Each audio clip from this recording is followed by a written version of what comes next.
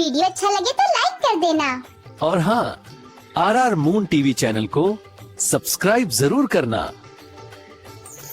रात बहुत शांत थी, पर उस शांति में एक अजीब बेचैनी छिपी हुई थी। घर के कोने में बैठे तोते की आंखें अचानक तेज चमकने लगी। उसका शरीर कांप रहा था, जैसे उसने कोई अनहोनी महसूस कर ली हो। मधुकर कमरे में आराम से लेटा था, बेफिक्र, बिल्कुल अनजान कि खतरा उसके घर तक पहुंच चुका है। मधुकर ने तोते की बातें हवा में उड़ा दी, लेकिन उसी समय घर के बाहर से डरावनी दस्तक गूंजी। ठक ठक ठक। तोता पिंजरे में कांपते हुए उछल पड़ा। उसकी चोंच से डर की आवाज निकल रही थी। मधुकर का दिल धड़कने लगा, पर जिद उसकी समझ पर भारी पड़ गई। मधुकर तेज कदमों से दरवाजे की ओर बढ़ा। उसने बिना सोचे समझे कुंडी खोली और दरवाजा खुलते ही ठंडी हवा का एक तेज झोंका अंदर घुस आया। सामने खड़े थे दो नकाबपोश चोर। चोरों ने बिना एक शब्द बोले मधुकर को पकड़ लिया। उनकी पकड़ इतनी ताकतवर थी कि मधुकर चीख तक नहीं पा रहा था। उन्होंने कपड़ा उसके मुंह पर बांधा और रस्सी से उसे कसकर जकड़ लिया। तोता पिंजरे में इधर उधर टकरा रहा था। उसे मालूम था कि अगर उसने कुछ नहीं किया तो उसके मालिक की जान आज रात नहीं बचेगी। और तभी उसकी आंखों में एक चमक आई, एक चाल, एक समझदारी जो सिर्फ उसी के बस की थी।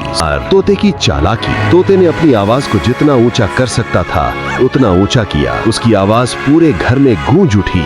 दोनों चोर डरकर तुरंत भाग गए। उनकी तेज चाल और भागती सांसें उनके भय को साफ दिखा रही थीं। जैसे ही वे बाहर भागे, तोते ने दिमाग लगाकर पिंजरे का कुंडा अपनी चोंच से खोलना शुरू किया। कई कोशिशों के बाद क्लिक, पिंजरा खुल गया। तोता उड़कर मधुकर के पास गया और उसकी रस्सियां काटने लगा। कुछ ही मिनट में मधुकर आजाद था। उसकी आंखें भर आईं। वो तोते को उठाकर सीने से लगा लिया। उस रात के बाद मधुकर का घमंड टूट गया। वो पहले जैसा नहीं रहा। अब वो हर बात ध्यान से सुनता, हर सलाह की कद्र करता और हर जीव को छोटा नहीं समझता।